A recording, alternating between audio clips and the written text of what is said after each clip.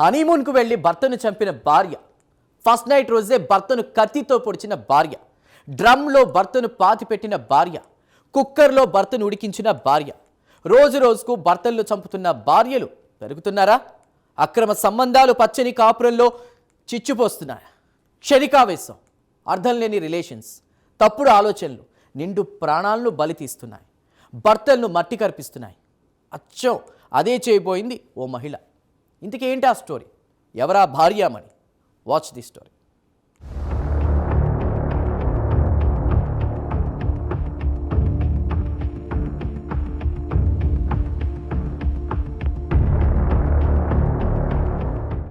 పార్వతీపురం మన్యం జిల్లా పాచిపెంటు మండలం విశ్వనాథపురం గ్రామానికి చెందిన పిర్ల కుమార్కు రామభద్రాపురం మండలం అరికితోట గ్రామానికి చెందిన ఈశ్వరమ్మతో 20 సంవత్సరాల క్రితం వివాహం జరిగింది.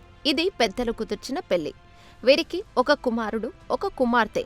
గత 4 సంవత్సరాల నుంచి ఈశ్వరమ్మ తన దూరపు బంధువు తౌడు నాయుడుతో వివాహేతర సంబంధం కొనసాగిస్తోంది. ఇతను వరుసకు అన్న అవుతాడు. అయినా సరే ఇద్దరూ అక్రమ సంబంధం కొనసాగించారు.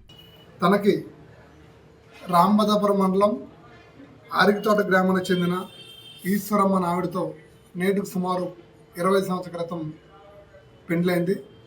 పెండ్లైన తర్వాత వీళ్ళిద్దరికి కూడా వీరి వైవాహిక జీవితంలో 2 పిల్లలు ఉన్నారు, ఒక కొడుకు కూతురు.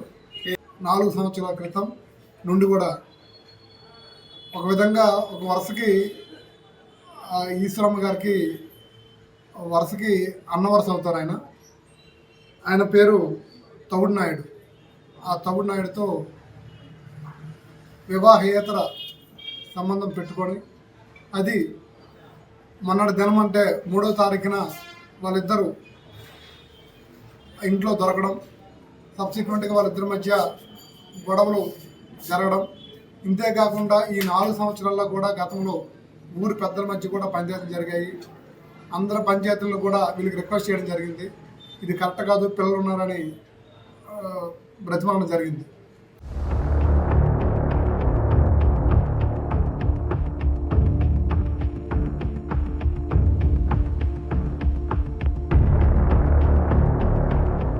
ఈ విషయం భర్త కుమార్కు తెలిసిందే.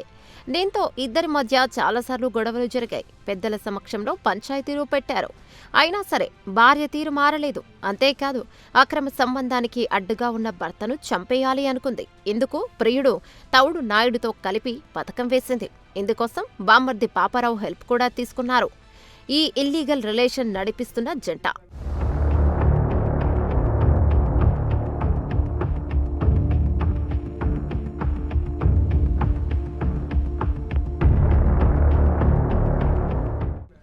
ఈ నెల 5వ తేదీన కుమార్ పొలం పనులకు వెళ్లాడు.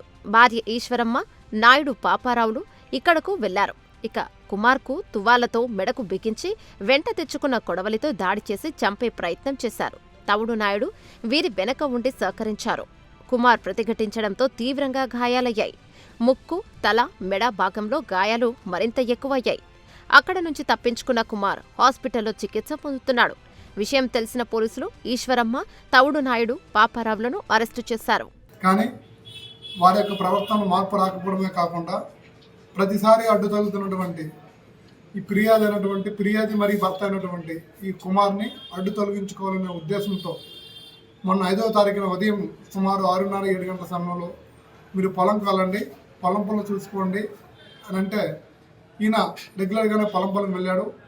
పొలం పనులకి ఉంగని తన పనులు చేసుకుంటూ ఉంటుంటే తన భార్య మరియు బామ్మర్ది అయినటువంటి పాపారావు ముందు వచ్చారు.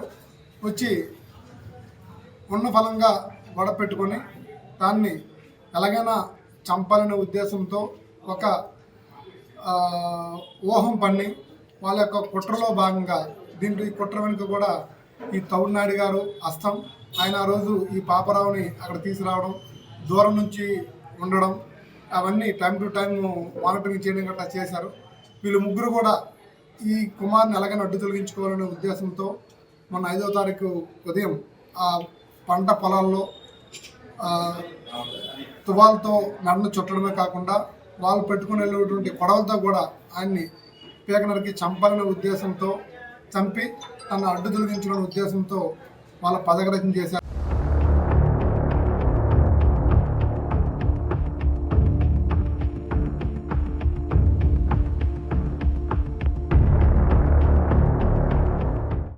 ప్రియుడితో ఎంజాయ్ చేయడానికి భర్త అడ్డు ఉంటే చంపేయడమేనా, హత్యలు చేయడమేనా?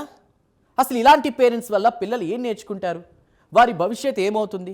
భర్త ఫ్యూచర్ పోయినా పర్వాలేదు, పిల్లలు తలదించుకున్నా పర్వాలేదా? ఇలాంటి ఘటనలు సమాజంలో ఎలాంటి స్పందన అందిస్తాయో తెలియదా? తర్వాత ఫ్యూచర్ ఎలా ఉంటుందో అవగాహన లేదా? మారండి, ఇతరులను బతకనివ్వండి.